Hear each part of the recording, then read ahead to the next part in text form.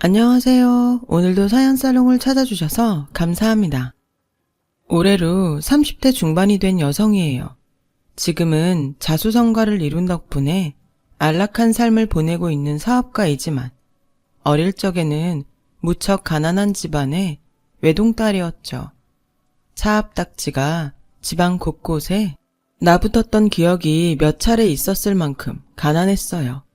다행스럽게도 친정 부모님은 가난에도 불구하고 딸 자식인 저의 교육만큼은 부족함 없이 챙겨주셨고, 저는 부모님을 위해서라도 가난을 극복하겠다는 의지를 불태우며 공부에 힘썼어요.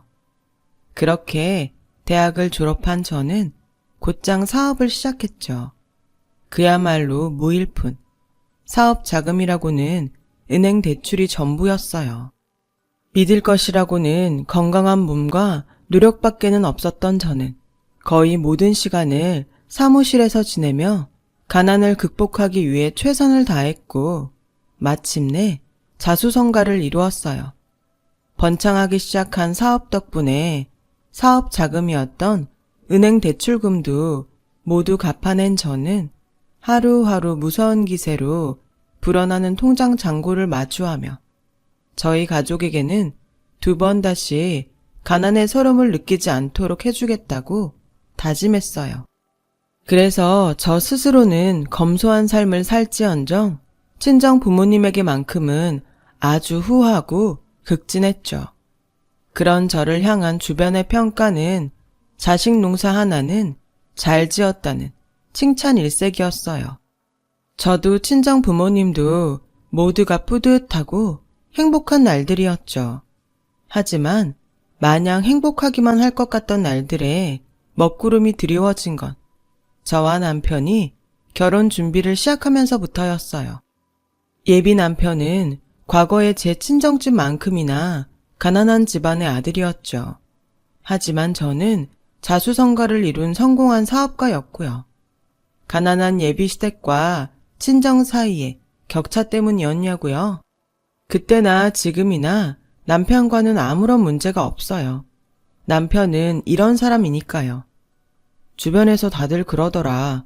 여자들은 결혼에 대한 소망이 각자 하나씩은 있다고. 그 소망을 이루지 못한 결혼식은 두고두고 후회로 남을지도 모른다고. 갑자기 무슨 얘기야? 자기한테도 혹시 그런 소망이 있나 싶어서. 있으면 내가 다 들어주고 싶어서. 소망이라? 글쎄, 솔직하게 얘기해줘. 난 자기랑 함께하는 모든 순간 최고로 행복했으면 좋겠거든. 내가 삐까뻔쩍 화려한 결혼식을 원한다면? 축가로 S급 가수도 부르고 사회자로 잘나가는 연예인도 섭외하고 최고급 호텔에서 재벌들 부럽지 않게 화려하고 성대한 결혼식을 치르고 싶다면 웨딩드레스도 디자이너 메이드 최고급으로 해줘야지. 자기가 정말 그걸 원한다면 대출을 끌어서라도 어떻게든 해주고 싶어. 진심으로. 근데 왜 여기서 이러고 있어? 당장 은행 가서 대출 받자. 연예인 섭외부터 호텔 결혼식 예약까지 하려면 바쁘게 움직여야지. 그러자 남편이 제 속을 다 알고 있다는 듯 미소 지으며 대답하더군요. 기다리고 있는 중이야. 자기가 진짜 진심을 들려주기를. 응? 내가 자기를 몰라? 우리가 얼마나 오래 만났는데. 당신 말은 내가 화려한 결혼식에는 별로 끌리지 않는다는 소리야? 난 자기가 자수성가하기까지 얼마나 많은 고생을 했는지 바로 옆에서 지켜봤고 함께 겪어왔어. 장인 장모님은 부족함 없이 잘 모시면서도 자기 스스로는 검소한 삶을 살아온 것도 뻔히 알고. 그런 내가 화려한 결혼식 같은 농담에 속아줄 수는 없잖아. 그치? 하긴 자기는 나를 알아도 너무 잘 알지. 맞아, 농담이야. 화려한 결혼식보다는 결혼에 들어갈 모든 비용을 최대한 검소하게 하고 싶어.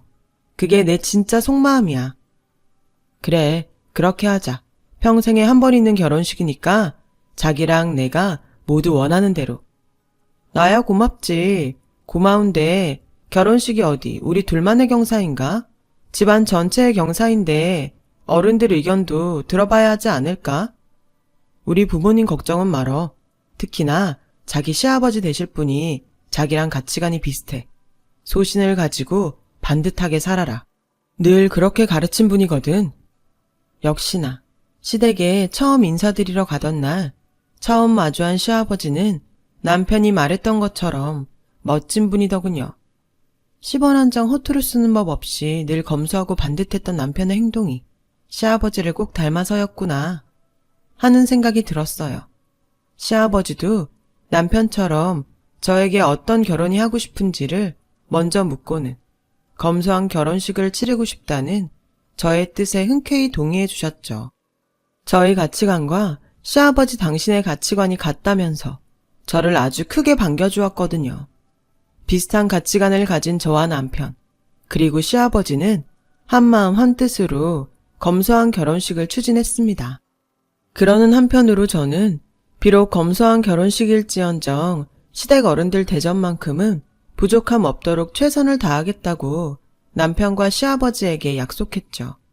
그렇게 한동안 순조롭고 행복한 결혼 준비가 이어졌어요.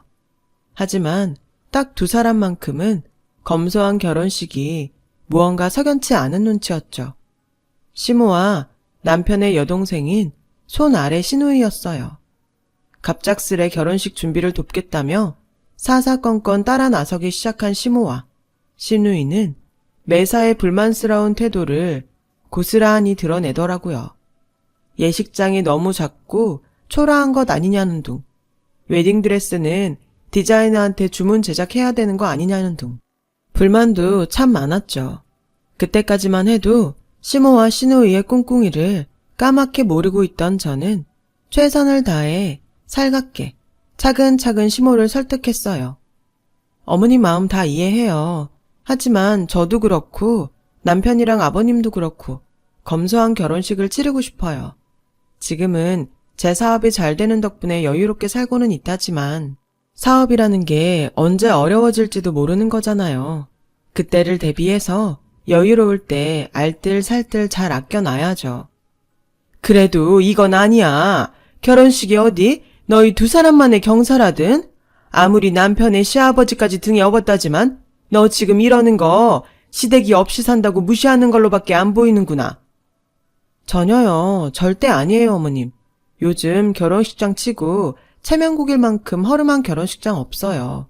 저희가 예약한 결혼식장도 넘치지는 않아도 축복받기에 부족한 예식장도 아니고요. 시댁 손님이 얼마나 올 줄 알고 결혼식 당일에 자리라도 모자라면 어쩐다든 손님들 서서 구경하게 만들 셈이야? 어머니 원하는 호텔 결혼식장하고 저희가 예약한 예식장하고 수용 인원은 똑같아요. 호텔에서 결혼한다고 손님 더 많이 받을 수 있는 건 아니에요. 그래, 예식장은 그렇게 넘어간다고 치자. 하지만 아무리 검소하니 어쩌니 해도 웨딩드레스는 디자이너한테 주문 제작해서 입어야 되는 거 아니니? 제가 신부니까 저의 만족이 최우선이고 저의 취향이 제일 먼저잖아요. 저는 지금 이 드레스도 충분히 감사하고 만족해요. 그러니까 마음 푸세요, 어머님. 제가 애교로 시모의 마음을 풀어주려 애쓰거나 말거나 끝끝내 못마땅한 마음을 굽히지 않는 시모는 딱 한마디 쏘아붙이더라고요. 시부모 될 사람 체면은 생각도 안 하지 아주. 이후로도 검소한 결혼식을 못마땅하게 여기는 시모와 시누이의 태도는 변하지 않았어요. 남편이 검소하다고는 해도 격식만큼은 부족함 없이 챙길 만큼 다 챙기는 결혼식이라며 며칠을 설득해봤자 시모와 시누이는 귓등으로도 듣지 않았죠. 보다 못한 시아버지가 나서서 한마디 거들고 나서야 시모와 시누이의 불만이 사그라드는 것 같았어요. 돈 많은 처자를 며느리로 들인다고 해서 며느리 덕분에 팔자 고친다거나 하다못해 결혼식 핑계로 콩고물이나 얻어먹을 욕심 같은 건 부리지 맙시다. 며느리도 자식이고 시부모도 부모라잖아. 내 딸 자식 결혼시킨다 생각하고 헛된 욕심보다는 축하와 믿음을 보내줘. 그게 진정 축복받는 결혼식을 치르는 방법이야. 그러는 사이에 결혼식 예정일은 부쩍 코앞으로 다가왔고 저는 남편의 동의를 받아 재산의 일부를 친정 부모님에게 나누어 드리기로 했어요. 시집을 가게 되면 함께 살던 때만큼 친정 부모님을 잘 모실 수 없기 때문이었어요. 물론 시집살이에 치여 친정 부모님에게 신경 쓰지 못할까봐 걱정했던 건 절대로 아니었죠. 친정과 신혼집이 멀리 떨어져 있기에 했던 걱정일 따름이었고, 내 가족에게만큼은 가난의 서름을 겪게 하지 않겠다는 다짐의 연장선일 뿐이었어요. 친정에게만 재산을 나누어준 결심은 친정에게만 최선을 다하고 시댁을 소홀히 대하겠다는 게 아니었어요. 친정 부모님에게 재산의 일부를 나누던 날, 저는 남편에게 한 가지를 분명하게 약속했어요. 친정 부모님을 극진히 모시는 만큼 시부모님도 모시겠다고요. 시댁에 어려운 일이 생긴다면 언제든 편하게 말하라고요. 할 수 있는 모든 도움을 기꺼이 주겠다고요. 이에 남편은 고맙다면서 저를 꼭 안아주었죠. 하지만 제가 친정 부모님에게 재산을 나누어 주었다는 소식을 들은 두 사람은 배가 아파 죽을 지경인 모양이더라고요. 누구겠어요? 당연히 시모와 시누이죠. 친척이 땅을 사면 배가 아프다는 속담이 있잖아요. 시모와 시누이가 딱 그런 꼴이었어요. 며느리가 벌써부터 친정만 싸고 돈다는 착각과 질투요. 그리고 탐욕에 사로잡힌 모양이었어요. 그 탐욕은 시아버님이 시모와 시누이를 걱정했던 그대로 성공한 사업가인 저를 며느리로 받아주는 대가로 자신들에게 떨어질 콩고물을 향한 탐욕이었습니다. 자신들에게 큰 선물 같은 걸 주어야 하지 않겠느냐는 욕심 말이에요. 그게 돈이든 아니면 명품 같은 선물이든 말이죠. 시모와 시누이의 속마음을 제가 어쩜 이렇게 분명하게 알고 있냐고요? 이유는 간단해요. 시모와 시누이가 자신들의 속셈을 대놓고 드러냈기 때문이었어요. 저녁 식사를 함께 하자며 저를 시댁에 불러다 앉혀놓더니 아주 대놓고 이러더라고요. 내 앞으로 1억, 시누이 앞으로 1억, 합쳐서 2억이면 최소한 남부러울 일 없이 체면치레는 할 수 있겠지. 지금 그게 무슨 말씀이신지. 무슨 얘기냐니? 넌 그럼 시집 오면서 예단이고 뭐고 아무것도 안 할 생각이었니? 그런 건 아니고요. 예단 같은 경우는 시부모님 체면 상하는 일 없도록 남편이랑 상의해 가면서 준비하고 있었죠. 괜히 고생할 일 없다. 까놓고 얼마나 고맙니? 시댁에서 먼저 딱 정해주면 네 입장에서도 이래저래 신경 쓸 일도 없어지고 얘기했다시피 내 앞으로 1억, 시누이 앞으로 1억, 합쳐서 2억이다. 그게 현금이든 아니면 명품 가방 같은 것이든 금액만 맞추면 돼. 갑작스레 너무 과한 요구를 받은 저는 벙찌고야 말았고 발끈한 남편이 한마디 하려는 순간 시모의 황당한 말이 이어졌어요. 부담스럽다는 생각 말거라. 너희가 하도 검소한 결혼 타령을 해대길래 원래는 4억 정도 받아야겠다 싶었던 생각을 반으로 딱 깎아서 정한 액수가 2억이니 설마 그 정도도 안 할 생각은 아니었지? 너 부자라며 성공한 사업가라며? 그때 남편과 시아버지가 한마디씩 던지며 제 편을 들어주었어요. 엄마, 뭔가 착각하고 있는 모양인데 나 이 사람 돈 보고 결혼하는 거 아니에요. 사랑해서 결혼하는 거지. 근데 엄마가 자꾸 이런 식으로 나오면 내가 이 사람 볼 면목이 없잖아. 안 그래요? 아범 말 틀린 거 하나도 없어. 신혼집이니 결혼식이니 아들 며느리가 뼈 빠지게 번 돈으로 스스로 마련했고 그러면서도 격식이 부족하지 않은 결혼식을 하겠다고 약속까지 했으면 대견한 줄을 알아야지. 근데 뭐? 현금이든 명품이든 2억? 그것도 4억 받으려고 했던 걸 반으로 깎아서? 아무리 없이 살아도 세상 부끄러운 줄은 좀 알고 살아야 하지 않겠냐고. 시아버지의 날성 꾸짖음에 시모와 시누이는 깨갱하며 한마디 대꾸조차 하지 못했어요. 저는 그제야 안도했죠. 시모와 시누이가 2억 상당의 예단을 향한 탐욕을 단념한 줄로만 알았던 거죠. 하지만 바로 다음 날이었어요. 거래처와 납품 계약을 체결하고 있던 저에게 놀랍고 당황스러운 소식이 날아든 건 그 놀랍고 당황스러운 소식은 바로 문자 2통이었습니다. 어느 명품 매장에서 2억이 결제되었다는 신용카드 결제 문자였죠. 2장의 카드에 정말 1억, 1억, 2억이었어요. 쓴 적도 없는 카드에 결제 문자를 받은 저는 급히 지갑을 들여다보았고 지갑에는 신용카드 2장이 비어있더라고요. 그 당황 속에서 저는 비로소 저의 결혼이 무언가 단단히 잘못 돌아가고 있다는 사실을 깨달았어요. 2억이 결제된 명품 매장은 시누이가 계약직으로 근무하고 있던 명품 매장이었거든요. 그리고 불현듯 떠오르는 기억 한 가지. 2억 상당의 예단을 요구받으며 당황했던 바로 어제. 저의 낡고 다 해진 지갑에 유독 관심을 보이던 시모의 모습. 역시나 카드 무단 결제의 범인은 시모와 시누이가 맞더라고요. 시모가 저의 낡은 지갑에 관심을 보이는 척 신용카드를 훔쳐내었고 시누이는 시모가 훔쳐낸 카드를 이용해 자신이 근무하는 명품 매장에서 2억 원어치 명품 가방을 결제했던 것이었어요. 그 사실을 알게 된 시아버지는 저 도둑모녀를 당장 교도소에 쳐넣으라며 성화를 부렸고 남편은 미안하다는 한마디조차 제대로 마치지 못한 채로 제 앞에서 고개를 떨구었어요. 잠시 마음을 추스른 저는 침착한 태도로 시모에게 물었죠. 2억만큼의 예단이 그렇게 탐이 나던가요? 며느리 될 사람 지갑에서 카드를 몰래 가져가야 했을 만큼이요? 딸이 근무하는 명품 매장에서 불법적 결제를 해야 했을 만큼이요? 솔직히 많이 속상하네요.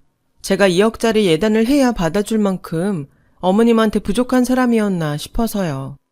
그리고 제가 원하는 가방 하나씩들 선물해 드린다고 미리 말씀드렸는데도 이렇게까지 하셨어야 했나 싶어요.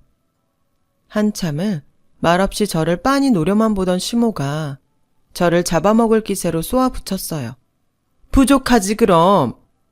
어디가 얼마나 부족했는데요. 시댁 갈기를 개똥만큼도 생각 안 하는데 그럼 안 부족하고 백이겠니? 부자 며느리 드리는 시애미 입장에서 시댁 친척 어른들한테 이렇다 할 예단도 못 돌리는 신세가 얼마나 수치스러운지 알기나 해? 진심이세요? 당연히 진심이지 그럼. 내 카드로 산 명품 가방들을 예단 삼아가지고 선물하면서 시댁 친척 어른들한테 새 며느리를 제대로 인사시켜드리려고 했어. 네, 알겠습니다. 응? 알겠다는 저의 대답이 떨어지기가 무섭게 시모의 얼굴에 당황스러운 기색이 스쳐갔어요. 지금 생각해보면 대충 둘러댄 말인데 이게 이렇게 쉽게 먹힌다고? 싶은 생각으로 드리워진 당황스러운 기색이었지만 당시 저는 그런 시모의 속셈을 까맣게 모르고 있었죠. 그래서 카드를 훔쳐 도둑 결제를 감행했던 시모와 시누이를 그냥 감싸기로 했어요. 그들의 속셈을 몰랐다고는 해도 이건 너무 갑작스러운 용서 아니었냐고요? 당연히 저도 저 나름대로 생각이 있었죠. 그동안 저한테 많이 서운하셨죠. 왜 이러니? 화내고 소리 지르고 그래야 정상 아니야? 어떻게 화내고 소리를 지르겠어요. 지금 이 상황은 제 잘못이 너무 큰데요. 친정 부모님에게만 재산을 나누어 준 제가 얼마나 야속하게 보였으면 이렇게까지 했겠어요. 이해합니다. 근데 제가 벌써부터 시댁은 안중에 없고 친정만 썩어 둔다는 생각은 오해세요. 시댁에게는 앞으로 살면서 두고두고 도움을 주는 것으로 대신하겠다고 남편한테 약속했거든요. 그래. 뭐 그럴 수도 있지. 그리고 죄송해요. 또 뭐를? 검소한 결혼을 추진한답시고 주변 사람들을 살피지 못한 제 잘못이 크니까요. 결혼은 저와 남편만의 경사가 아닌 양가 어른들 전체의 경사인데 이 점을 살피지 못했으니까요. 죄송합니다. 잘못을 했으면 잘못의 대가를 치르던가 말로만 사과하는 법이 세상에 어딨다든? 순간 남편과 시아버지의 눈총이 시모에게 쏟아지더라고요. 오늘의 2억 무단 결제권은 없는 일로 할게요. 제가 원해서 결제한 걸로요. 그 가방들 친척 어른들께 선물하면서 인사 잘해주세요. 그리고 시간 내서 저랑 같이 시누이가 근무하는 명품 매장 한번 같이 가요. 제가 제일 좋은 명품 가방 하나씩 어머님과 시누이한테 선물할게요. 그래야지. 그래야 하고 말고. 이제야 며느리 받는 기분이 좀 나네. 그렇게 저는 시모와 시누이를 용서했고, 한술 더 떠서는 둘에게 가장 좋은 명품 가방 하나씩을 더 선물했어요. 이 또한 당연히 제 나름대로의 생각이 있기 때문이었죠. 시댁 친척 어른들에게 좋은 선물로 인사를 드리는 건 남편과 시아버님의 체면을 살리는 길이라는 생각이었으니까요. 더욱이 시모와 시누이는 가장 가까운 인척인데 제가 그동안 너무 소홀했던 탓에 도둑결제에 참사까지 벌어졌다는 생각이 들었으니까요. 하지만 사람의 욕심이라는 게 정말 끝도 없더라고요. 시모와 시누이에게 제일 좋고 비싼 명품 가방 하나씩을 선물한 뒤로 며칠이 지난 어느 날 시모로부터 새 며느리의 인사차 명품 가방을 예단으로 선물 받았다는 시고모가 저를 만나자고 하시더라고요. 그리고는 저를 대뜸 꾸짖는 게 아니겠어요. 자네 성공한 사업가라지? 돈도 많이 벌었고. 부끄럽지만 그렇습니다, 고모님. 열심히 정직하게 살아온 덕분이고요. 걱정 마세요. 경제력 차이를 트집 잡아서 몹쓸 며느리 행세할 생각은 절대로 없거든요. 몹쓸 며느리 행세할 생각이 없다는 사람이 벌써부터 이딴 짓이나 벌여? 우리 집안을 가난한 시댁이라고 얼마나 만만하게 생각했으면 아주 기가 막혀서 말이 안 나오네. 혹시 결혼 선물이 너무 과해서 부담스러워 그러세요? 뭐? 과해? 이딴 건 예단이라고 내놓을 거면 입이나 싹 닫고 넘어가던가. 일단 진정하시고요, 고모님. 무슨 일인지 차근차근 말씀을 해주시면. 그렇게 시댁이 가짜으면 차라리 예단을 돌리지 말았어야 한다는 얘기야. 까놓고 우리가 너한테 뭘 사달라고 바란 것도 아니잖니.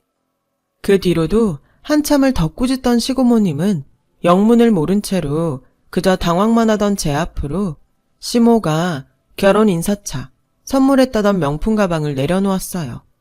그 명품 가방을 본 저는 기겁을 하고야 말았고요. 분명 2억 원어치 명품 결제 문자를 받았었는데 시모도 분명 시댁 친척 어른들에게 저를 제대로 인사시키기 위해 명품 가방을 결제했다고 했는데 저희 눈앞에 놓인 그 가방은 명품이 아닌 짝퉁, 심지어 누가 봐도 티 팍팍 나는 짝퉁. 어머님이 이 가방을 제가 사드리는 결혼 선물이라면서 고모님께 드렸다고요? 그럼 뭐 내가 명품 가방 받고 딴소리나 한다는 거니 지금? 이딴 선물 받은 게 나 혼자인지 알아? 다른 어른들도 같은 선물을 받았다는 건가요? 너 진짜 몰라서 이러는 거니? 아님 모른 척 하는 거니? 제가 2억 원어치 명품 가방이 결제되었다는 문자 메시지를 보여주자 시 고모님도 저랑 똑같이 기겁을 하더군요. 그러면서 하는 이야기가 내가 하도 기가 막혀가지고 좀 알아봤거든.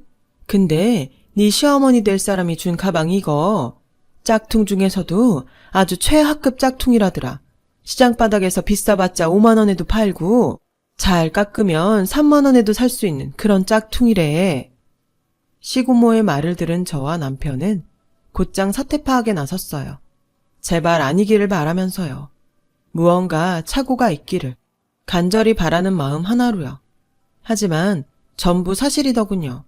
시댁 친척 어른들 모두는 시모로부터 시고모님이 받았던 것과 같은 짝퉁 가방을 예단이라며 선물 받았고 시장 바닥에서 파는 그런 최하급 짝퉁이라는 것 또한 사실이었어요. 그리고 놀라운 진실이 하나 더 밝혀졌죠. 아니 글쎄 시모와 시누이가 훔쳐낸 제 카드로 구매했던 2억 원어치 명품 가방을 포장도 뜯지 않은 채로 중고 명품 딜러에게 홀랑 팔아 넘겼다지 뭐예요. 요즘 명품 가방들 중 한정판이라거나 구하기 어려운 베스트 몇몇 품목들은 신제품 가격보다 중고 가격이 더 비싼 경우가 종종 있다는데요. 놀랍게도 시모와 시누이가 구매했던 명품 가방 전부가 중고 가격이 더 비싼 경우에 속했던 거죠. 그렇게 시모와 시누이는 제 카드를 훔쳐 장만한 명품 가방들을 비싼 가격에 팔아 넘겼고 그 결과 원금이던 2억보다 많은 금액을 중고 명품 딜러로부터 받아 챙겼던 것이었어요. 물론 그 사실을 저와 남편, 그리고 시아버지에게는 입도 뻥긋하지 않은 채로 시모 시누이 둘이서만 홀랑요. 그래놓고는 시댁 친척 어른들께는 제가 준비한 예단이라면서 짝퉁을 돌렸던 거죠. 여기까지 알아내었을 때 저의 뇌리에는 물음표가 하나 떠올랐어요. 마침 남편도 저와 같은 의문을 품었던 모양이더라고요. 근데 있잖아, 왜 굳이 명품 가방들을 팔아서 현금으로 바꾸어야만 했을까? 아무리 중고 가격이 더 비싼 품목들이었다지만 왔다 갔다 번거로운 데다가 들킬 위험까지 있는 되팔이 짓거리를 굳이 버릴 이유가 없잖아? 나도 그게 궁금했거든? 근데 잠깐 생각해보니까 답은 너무 쉽더라고. 시댁이 좁으니까 그럴 수밖에 없었던 거겠지. 응? 좁은 시댁 어디에도 그 많은 명품 가방을 숨겨놓을 공간은 없는데 본인들 입으로 명품 가방을 예단 삼아서 친척 어른들에게 돌릴 생각이었다고 호언장담을 해버렸잖아.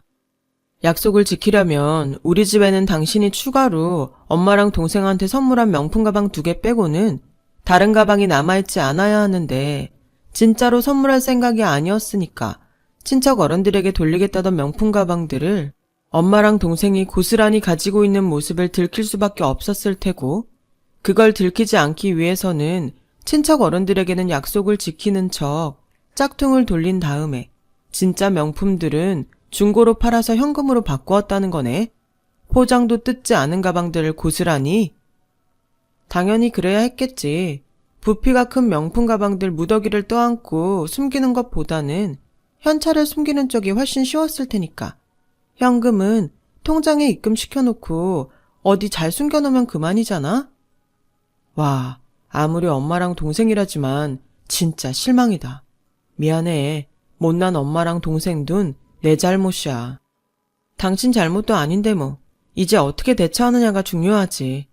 어떻게 할 생각이야? 일단 확인부터 해보자. 우리가 괜히 생사람 잡는 걸 수도 있으니까. 그렇게 말을 맞춘 저와 남편은 시아버지에게만 살짝 기뜸을 해두고는 시댁으로 향했어요. 저와 남편이 시댁에 도착하고 보니 시아버지는 이미 시모와 시누이의 방을 헤집어 놓고 있던 중이었죠. 시모와 시누이가 산 명품 가방, 아니 그 명품 가방들을 되팔아서 챙긴 현금이 들어있는 통장을 찾기 위해서요. 시아버지의 완강한 태도에 발만 동동 구르고 있던 시모는 시댁에 도착한 저를 보자마자 멱살을 잡으며 따지더군요. 우리가 너한테 뭘 잘못했다고 이렇게까지 하는 거니? 명품 가방들은 친척 어른들에게 예단 삼아서 돌렸다고 했잖아. 그렇게 자신 있으세요? 우리가 아무것도 모르고 이렇게 찾아온 것 같냐고요. 너 되바라진 애였구나. 사람이 뒤통수를 쳐도 유분수지. 내 카드 가져다가 명품 가방 산 건 애저녁에 화해하고 끝난 일인데 이제 와서 이딴 식으로 시엠이랑 시누이 뒤통수를 쳐? 제가 뒤통수를 쳤던가요? 뒤통수를 맞은 게 아니고요. 어디서 말대꾸야? 지금 큰 소리 칠 수 있는 상황이 아닐 텐데요. 며느리가 시애미 알기를 똥으로 하는데 그럼 가만히 당하고만 있을까? 그 순간 어머님이 장롱 쪽으로 슬금슬금 몸을 움직이더라고요. 본능적인 직감에 아 저기다 싶었어요. 그래서 장롱 문을 벌컥 여니 선물 드린 그 명품 가방이 보이더군요. 그 안을 살펴봤죠. 속주머니 안에 각각 시모와 시누이의 이름으로 된 통장이 하나씩 발견되었어요. 시모와 시누이가 제 카드를 훔쳐 구매했던 명품 가방들을 중고 명품 딜러에게 되팔고 받았던 입금 내역이 선명하게 찍혀있는 통장이었죠. 이게 무슨 돈인지 설명하세요. 설명하라니까요. 그럼 제가 설명하죠. 내 카드를 훔쳐서 산 2억 원어치 명품 가방을 중고 딜러에게 되팔고 받은 현금을 입금시켜 놓은 통장. 맞죠? 아니, 그게 그러니까. 그래, 팔아서 현금으로 바꿨다. 왜? 우리가 우리 가방 팔아서 현금으로 바꾸겠다는데 그게 잘못이라도 된다든? 그게 왜 두 사람 가방이죠? 친척 어른들한테 예단으로 돌릴 선물 아니었던가요? 그리고 하나 더. 두 사람은 저와 남편과 시아버지마저 속이고 친척 어른들에게 제가 준비한 예단이라면서 돌린 짝퉁 명품 가방들 말이에요. 지금 이런 상황이 도둑질이랑 뭐가 다를까요? 정말 실망입니다. 전 두 사람의 잘못을 그냥 가족이니 생각하며 품었는데 돌아온 건 결국 탐욕에 쩌든 두 사람의 뒤통수였으니까요. 뭐? 실망? 탐욕? 그래서 그게 고가워서 파혼이라도 하겠다는 거니 지금? 파혼하면 그 통장에 들어있는 돈 너한테 얌전히 돌려주기라도 할 것 같으냐? 글쎄요. 뒤통수 맞은 증거가 명백해졌으니 지금부터 확인해 봐야죠. 당신들이 이 집에서 나가든가 아니면 여기서 이 결혼을 쪽내든가. 말을 마친 제가 남편을 돌아보자 저와 똑같이 격분해 있던 남편이 시모와 시누이에게 의절을 선언했어요. 그리고 시아버지도 기다렸다는 듯 둘에게 날선 호통을 날렸죠. 두 모녀가 나란히 손붙들고 이 집에서 나가. 난 이렇게 참하고 반듯한 며느리 놓칠 생각 없고 우리 집에는 둘 같은 도둑이 있을 자리는 없으니까. 결국 시모와 시누이는 교도소로 보내겠다는 남편과 시아버지의 경고에 지레 겁먹은 채로 명품 가방을 중고로 되팔이해서 챙겼던 현금 전부를 고스란히 토해냈고 그 돈들을 토해내기 무섭게 시댁에서 쫓겨나고야 말았죠. 그날 저는 옷가지 몇 개만 달랑 챙겨 문전박대 당하는 시모와 시누이에게 마지막 말을 던졌어요. 앞으로 어디서 뭐라고 살든 내 할 바는 아니지만 혹시 지금 같은 잘못을 저지르고 싶지 않다면 이거 하나 명심해요. 가난은 도둑질의 방패막이가 될 수 없다는 거. 도둑은 그냥 도둑일 뿐이라는 거. 저는 모든 가족들의 축복을 받으며 행복한 결혼식을 올렸어요. 시모의 짝퉁 사건으로 상심해 있던 시댁 친척 어른들을 찾아뵈며 정식으로 인사를 올리고 결혼 축하를 받았죠. 현금으로 챙겼던 2억이 넘는 돈을 고스란히 토해놓고는 아쉬웠던지 제가 추가로 선물했던 명품이라도 챙겨가려다가 남편과 시아버지에게 진짜 교도소 들어가고 싶어서 이러냐는 된소리를 맞은 시모와 시누이를 보며 다시금 분명하게 깨달았거든요. 헛된 탐욕이 사람을 얼마나 망치는지를 말이에요. 그래서 저는 앞으로도 절대 헛된 탐욕에 눈이 멀어 잘못된 길은 가지 않으려 합니다. 쫓겨난 시모와 시누이는 지금 어떻게 되었냐고요? 시모와 시누이가 함께 짝퉁 명품 가방 판매를 하다가 걸렸다는 소식을 들었어요. 그 바람에 시누이는 근무하던 명품 매장에서마저 해고당했다고 하더라고요.